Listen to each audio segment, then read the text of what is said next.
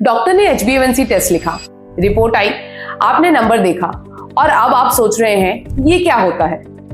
आज के बाद ये नंबर आपके लिए राज नहीं रहेगा। सच बताऊं, मेरे क्लिनिक पे रोज पेशेंट्स आते हैं और कहते हैं, डॉक्टर मेरी फास्टिंग शुगर तो 110 है।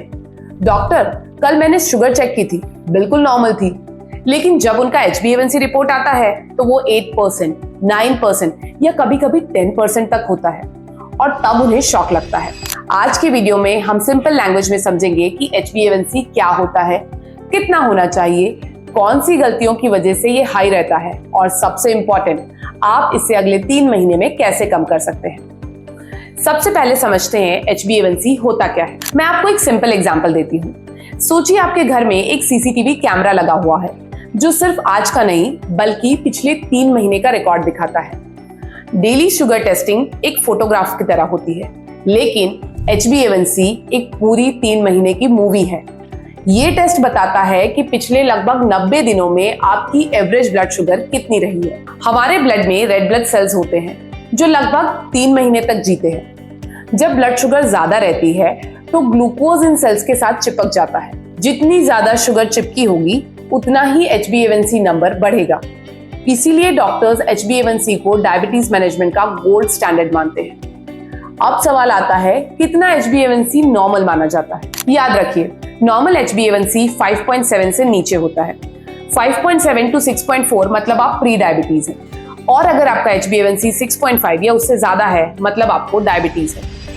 अगर किसी डायबिटिक पेशेंट का HbA1c 7% के नीचे है तो जनरली उसे गुड कंट्रोल माना जाता है, लेकिन एज, हेल्थ कंडीशन और मेडिकल हिस्ट्री के हिसाब से टारगेट्स अलग हो सकते हैं। इसलिए अपने डॉक्टर से पर्सनलाइज्ड टारगेट जरूर डिस्कस करें। अब एक इंपॉर्टेंट क्वेश्चन, अगर मैं रोज शुगर चेक कर रहा हूं तो HbA1c की क्या जरूरत है? बहुत जरूरी सवाल है। मान लीजिए आप एग्जाम के एक दिन पहले पढ़ाई करते हैं और एग्जाम ठीक चला गया। क्या इसका मतलब ये है कि पूरे साल आपने अच्छी पढ़ाई की थी? नहीं, बिल्कुल वैसे ही 1 या 2 दिन की नॉर्मल शुगर रीडिंग पूरी कहानी नहीं बताती। शुगर सुबह नॉर्मल हो सकती है और दिन भर हाई रह सकती है। HbA1c आपके ओवरऑल कंट्रोल का सच बताता है। इसीलिए सिर्फ ग्लूकोमीटर के नंबर्स देखकर खुश मत होइए।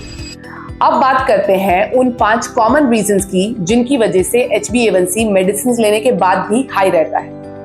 पहली वजह, पेशेंट्स मेडिसिन तो लेते हैं लेकिन डाइट कंट्रोल नहीं करते। डॉक्टर दवा तो रोज लेता हूं, लेकिन साथ में चाय में शुगर, फ्रीक्वेंट स्नैक्स और वीकेंड चीट मील्स भी चलते रहते हैं। दूसरी, मील्स के बाद भी शुगर स्पाइक्स।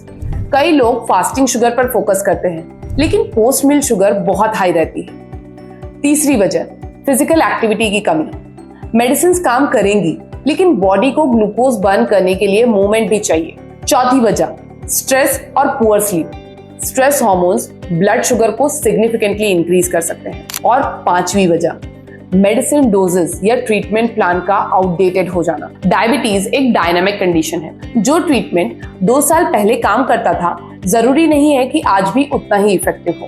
अब आते हैं सबसे प्रैक्टिकल सेक्शन पर।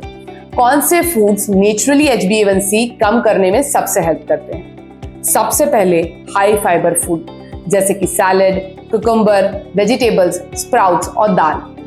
दूसरा, protein rich food, paneer, eggs, Greek yogurt, tofu और पल्सेस। तीसरा, nuts and seeds specially almonds, walnuts और फ्लैक्स सीड्स। चौथा, whole grain in controlled portion. और सबसे इंपॉर्टेंट, शुगरी ड्रिंक्स और रिफाइंड कार्बोहाइड्रेट को सिग्निफिकेंटली रिड्यूस करना। याद रखिए, कोई एक मैजिक फूड HbA1c को ओवरनाइट कम नहीं करता, लेकिन सही फूड पैटर्न जरूर करता है। अब एक्सरसाइज की बात करते हैं।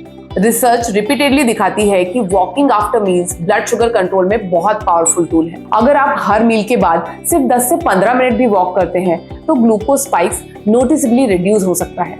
याद रखिए, HbA1c सिर्फ एक नंबर नहीं है, ये आपके पिछले 3 महीनों की हेल्थ का रिपोर्ट कार्ड है। जितनी जल्दी आप ये समझ लेंगे उतना ही आसान होगा डायबिटीज को कंट्रोल में रखना और फ्यूचर कॉम्प्लिकेशन से बचना।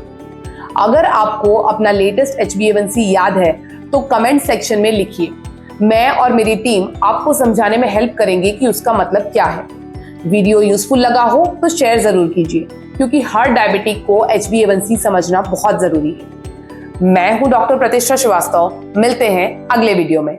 Till then stay healthy, stay informed.